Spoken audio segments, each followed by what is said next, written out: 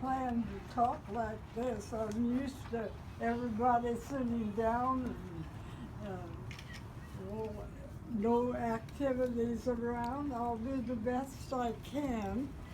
I thought I might tell you that I was born 100 years ago, and I lived in a home in Indiana.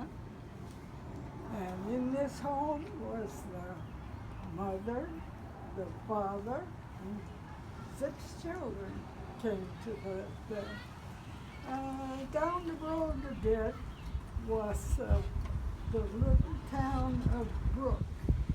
Now, some of you have heard of Brook. Others of you will see this little town tomorrow. I know that especially the children have wondered, did I work when I was young, living on a farm? I did work. My father had all his children at the age of about 6 to pick up the apples from the apple orchards on the farm and carry them by the bushel back home for my mother to can and put away in the basement for the winter weather. That was my main source of work when I was 6 years old. And I did have Guys, don't run through. time to play. Didn't have to work all the time. My play, I thought of this game myself when I was 5 years old and going to a little school, elementary school, close by the town of Brook. I was telling my best friend as we were walking to school about this race. I thought it would be fun for the 2 of us to run. We were going, she thought the idea was good. And she wanted to run it that very first day. Meet at recess time at the front of the school, back to back, waiting for someone to say go. Someone did give the signal to go, and we started off. And I was a good runner. I was the best runner in the 5th grade.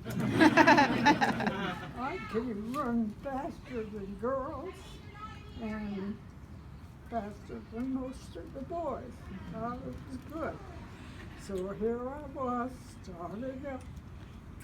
I rounded the corner of the schoolhouse, head down, eyes closed, and bang, I bumped into my opponent.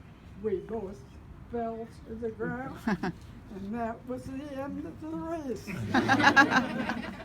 No more racing. Teacher announced there would be no racing at the schoolhouse. Then I graduated from high school, and I wanted to go to college.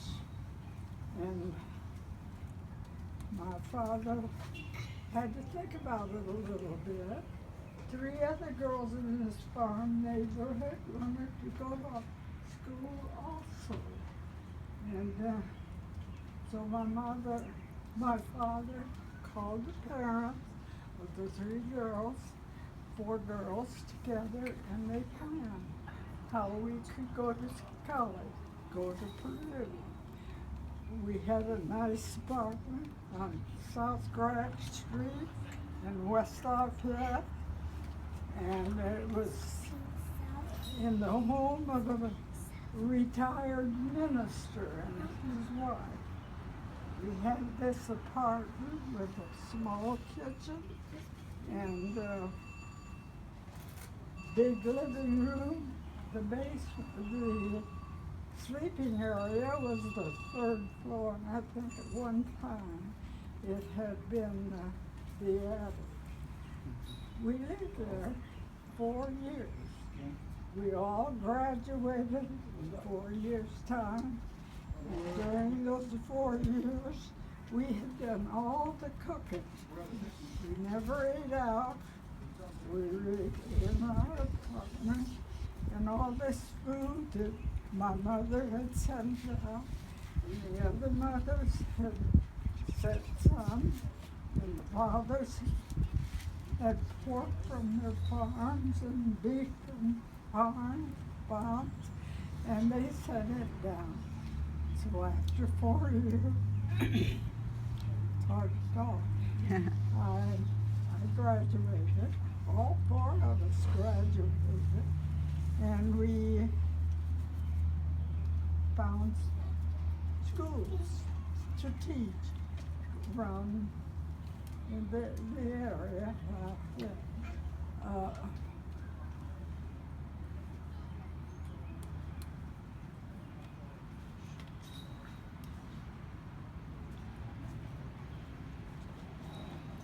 Well, I forgot, I didn't mention, I should mention that my school was my very own school in Brook, Indiana, the very school I graduated from. That's where I taught, and I taught home economics and physical education, and I had charge of the 4-H program, state 4-H program in that area of the county. Then, about that time, my good friend Joe Wade, had taken a job out east. He took a job at the Norfolk Navy Yard, and I'm sure Jim and Bob Armstrong are familiar with the Norfolk State Seats Yard. And I was there about 3 years. Joe working as an engineer and naval, he was appointed a naval engineer at this shipyard, and he often said when we returned to Purdue that the wartime experience on the East Coast was very good when it came to teaching back at Purdue. We stayed out east about 3 years, and then we moved back to the Midwest.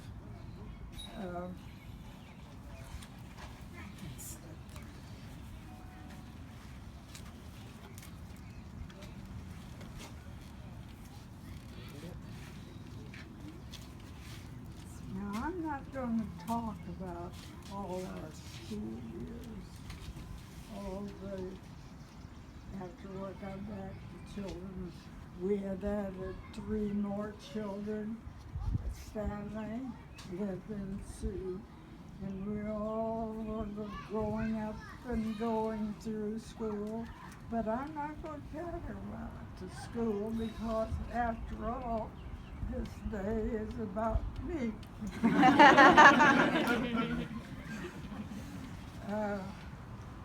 In 3 years' time, we moved back to the west side. Joe going back to Purdue to do teaching and studying. And I took a job as a food supervisor in a large dorm on campus. And I also rented rooms for students each year working their way through college. And for several years, I continued to rent rooms to the students. And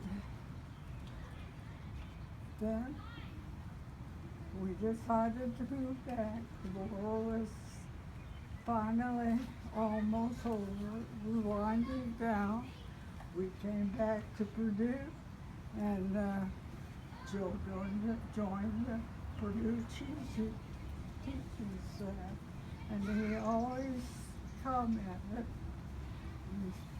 on how much he had learned out east during the war years, and it applied to his teaching and research work once he got home again. I didn't work very much longer at Purdue with my food supervising job. Time came when I was needed at home more.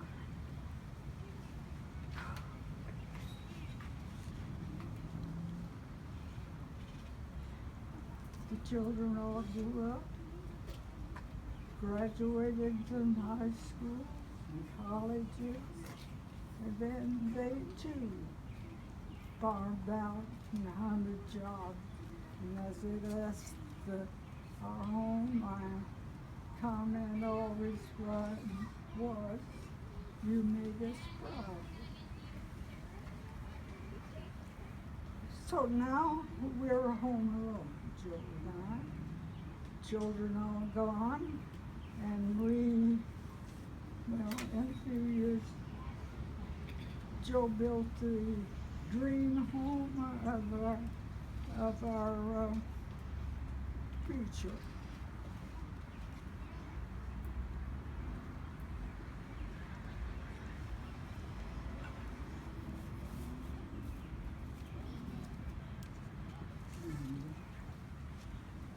I don't know how long it was, but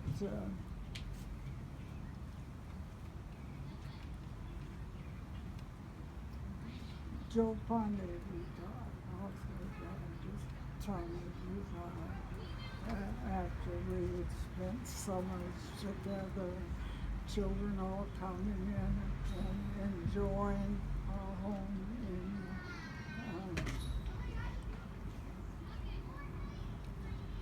Capilano.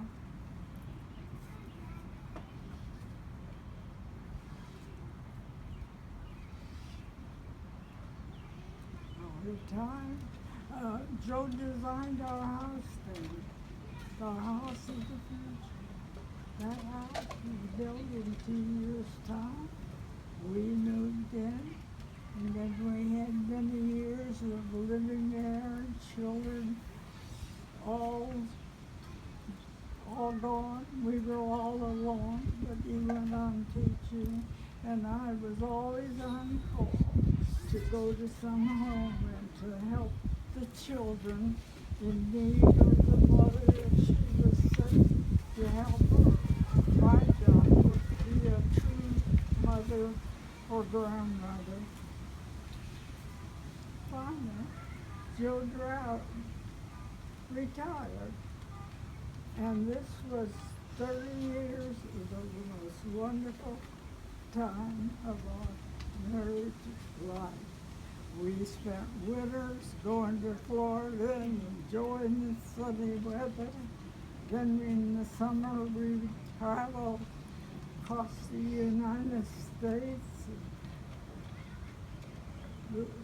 visit the homes of past presidents of the United States, and learn all about how they lived, just how all the many things they wanted to talk about at that time.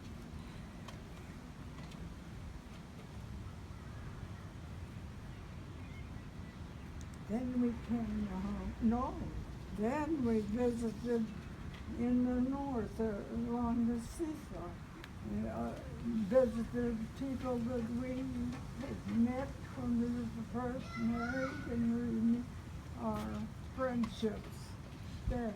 Then we came home, and just so many times, just doing very little. Joe would spend a lot of time in his big yard. It was a beautiful yeah, I would enjoy working outside, and as the golfers walked by, they'd have a word or two to say before to him as they were playing golf and go by. And then there was one special day when every year we always got together, and this was on the 4th of July. The whole family would come home and bringing all the kids and bag and baggage, and Sue came with the dog. And then on Saturday night, the night of that week, when just before we left to go home on Sunday morning, we gathered in the backyard of the home and watched, waited until it got dark, and then we heard activity down the hill, far away from the golf course and near the highway, and then all at once the Fox fireworks would explode right over the very top of our house. And this made for a very interesting evening to see beautiful designs, firework designs.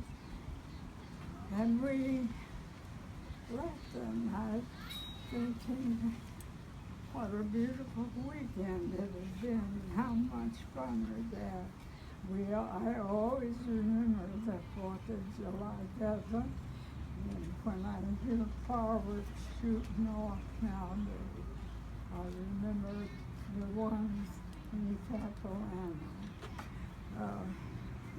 Joe passed away in 1996. Before he passed away, he asked a very good friend of his from the university if he would help me with my financial affairs after he was gone. Well, has been with me 20 years. 20 years. And all that time he's helped me in so many ways. And I'm so glad you're here today. It's wonderful. It's been great seeing everybody.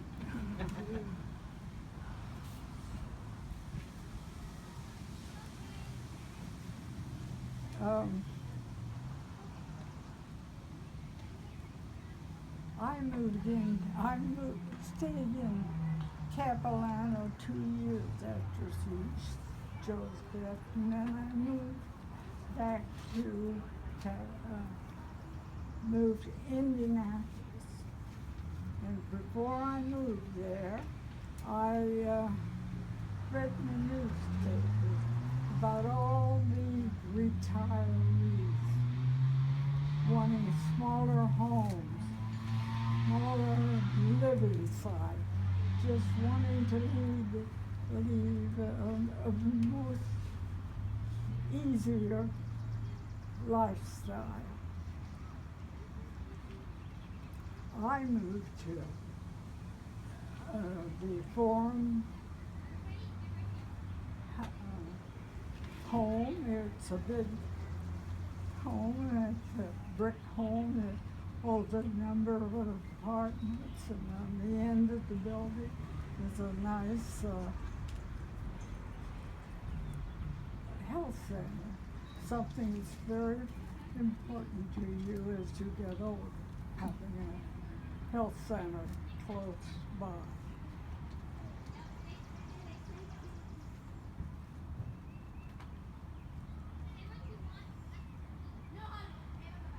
And then, in about 40 years' time, Stanley passed away.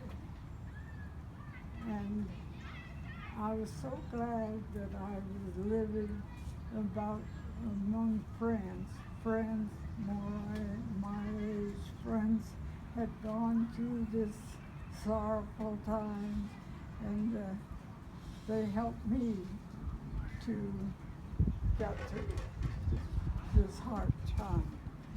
uh,